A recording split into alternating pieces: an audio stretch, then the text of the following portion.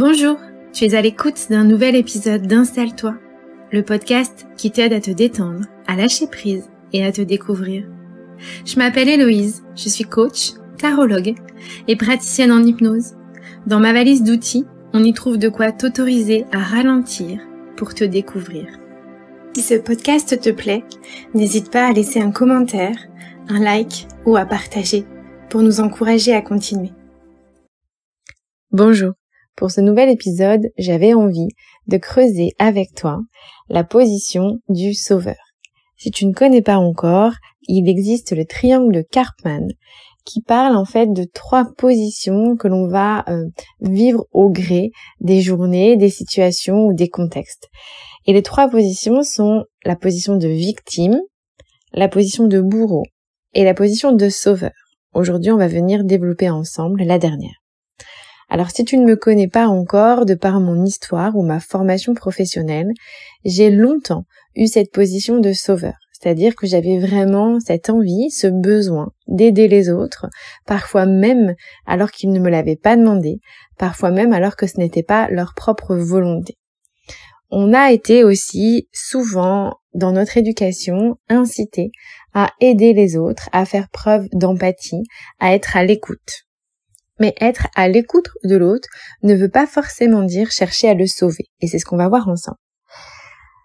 Lorsqu'on se positionne dans cette énergie de sauveur, il y a déjà plusieurs choses qui vont se passer. C'est-à-dire que énergétiquement, tu risques d'attirer des personnes avec de nombreux problèmes, de nombreuses difficultés, des personnes qui, elles, vont se positionner en victime. C'est-à-dire que dans ce triangle, l'un n'existe pas sans l'autre, et si tu te positionnes en tant que sauveur, alors tu as besoin d'avoir en face de toi quelqu'un qui va venir se positionner comme une victime et qui va avoir, ou pas, parce que ce que je te disais, ça peut être inconscient, besoin de ton aide.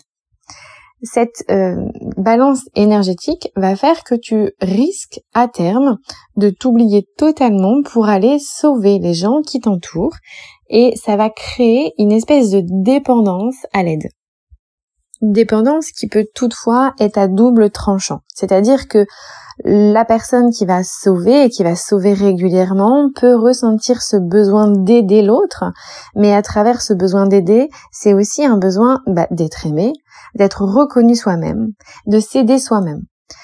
Il y a quelque chose d'assez important dans cette position de sauveur, c'est que on donne de l'aide à l'autre, mais on donne de l'aide aussi parce qu'on a envie que l'autre fasse de même et vienne nous aider. On est toujours dans une recherche d'amour, de reconnaissance aussi de l'autre.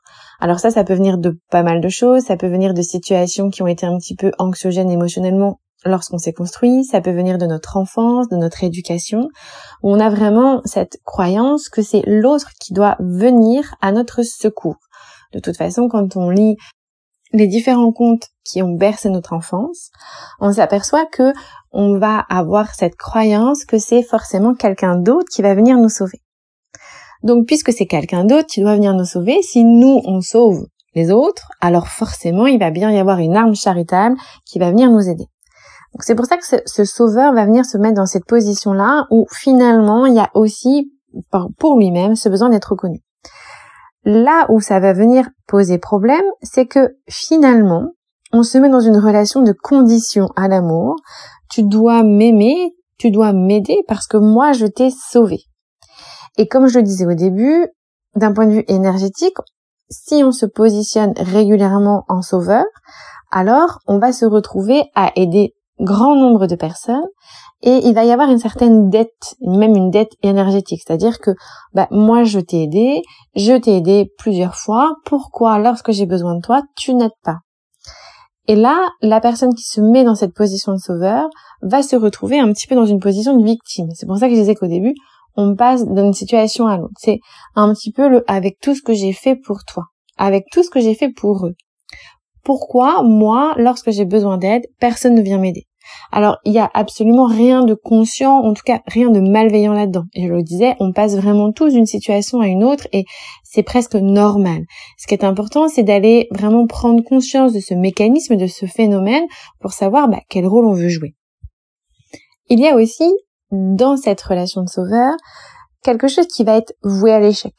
Déjà parce que l'autre est seul maître de ses émotions. Donc, tu peux faire ce que tu veux, tu peux trouver des solutions sans cesse à quelqu'un qui sera en face de toi.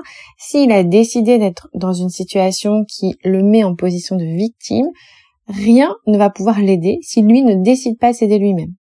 Donc cette position de sauveur, elle entraîne un petit peu comme si tu te mettais dans une situation où ça ne peut pas réellement fonctionner. Alors non seulement c'est voué à l'échec parce que à travers ça il y a un besoin d'être reconnu qui ne vient jamais, mais en plus de ça c'est voué à l'échec parce que l'autre ne peut pas se sauver grâce à ta seule aide. Et c'est là aussi qu'on va pouvoir, sans s'en rendre compte, j'ai envie de dire, prendre un autre masque qui est celui du bourreau. C'est-à-dire, mais bon sang, mais écoute-moi. Mais l'autre a son propre pouvoir. Et parfois, en fait, lorsqu'on est, quand on a des problèmes, on n'a pas nécessairement besoin d'être sauvé. On est aussi souvent en recherche d'une écoute active, juste une oreille attentive.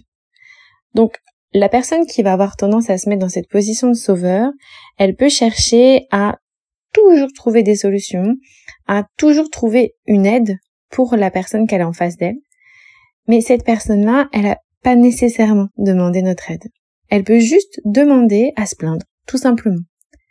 Au même titre que nous, parfois, en fait, on n'a pas envie de trouver une solution. On a juste envie, comme un enfant, qui se mettra un petit peu à pleurer pendant une journée, de se plaindre, de dire, ben voilà, c'est pas juste. Tout ce qui m'arrive, se mettre dans une vraie posture de victime. Tout ce qui m'arrive, c'est pas juste.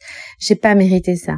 J'ai envie juste là, en fait, de me mettre à pleurer sur mon sort avant de pouvoir trouver ma propre résilience, avant de pouvoir réellement avancer, en fait, dans cette situation. Ça ressemble un petit peu aussi à ce qu'on peut faire en tant que parent quand on élève nos enfants. C'est-à-dire que si vous êtes sans cesse en train de trouver des solutions pour vos enfants, sans cesse en train de vous mettre dans une position de sauveur, de « attends, je vais t'aider, attends, je vais trouver une solution » avant même qu'il y ait un problème, alors vos enfants, en fait, vont manquer d'autonomie et ne seront pas en mesure de se dire « ok, je sais affronter ça. Je suis capable de surmonter cette difficulté, de surmonter cette situation. » La dernière chose que je voulais aborder aussi, c'est qu'il existe une différence fondamentale entre être empathique et être une éponge émotionnelle. C'est-à-dire qu'on peut aider les autres. On peut aider les autres lorsqu'ils nous en font la demande. On peut aider les autres et être dans une zone de confort et de génie pour trouver des solutions aux autres. Mais ça ne veut pas dire qu'on est obligé de prendre leur peine, leur souffrance et de se mettre à leur place. Parce que c'est pas parce qu'on va se mettre à leur place que ça va enlever une partie de leur souffrance. Le souci, c'est que quand on se met plus souvent dans cette posture de sauveur, on peut être un peu pris aux tripes par les difficultés des autres. Mais malheureusement, c'est pas ça qui va les aider à aller mieux. Donc pour conclure, cette position de sauveur, elle est normale, elle est fréquente. On passe de l'un à l'autre très régulièrement, voire même parfois dans la même journée au cours d'un contexte similaire avec la même personne, on va passer de sauveur à victime à bourreau. Ça, c'est ok. Là où c'est plus compliqué, c'est à partir du moment où ça devient complexe, où on ne se sent plus équitable en fait dans cette relation. Souvent, lorsqu'on a tendance à trop aider les autres, on se retrouve vraiment dans cette situation de mince. Moi, j'ai vraiment fait beaucoup pour eux et personne ne vient m'aider. Donc c'est pour ça que c'était important, je trouve, de venir faire le point avec toi sur ce cas de figure-là et sur ce positionnement-là. Alors comment on en sort ? Déjà en prenant conscience.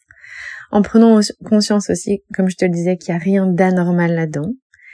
En prenant cette décision de sortir de ce mécanisme-là, de sauver les autres, en acceptant que tu es le seul maître de tes émotions, en reprenant ton propre pouvoir et en donnant à celui que tu souhaites aider son propre pouvoir. Et tu devrais en tout cas être plus confortable dans ce besoin d'aider sans cesse les autres.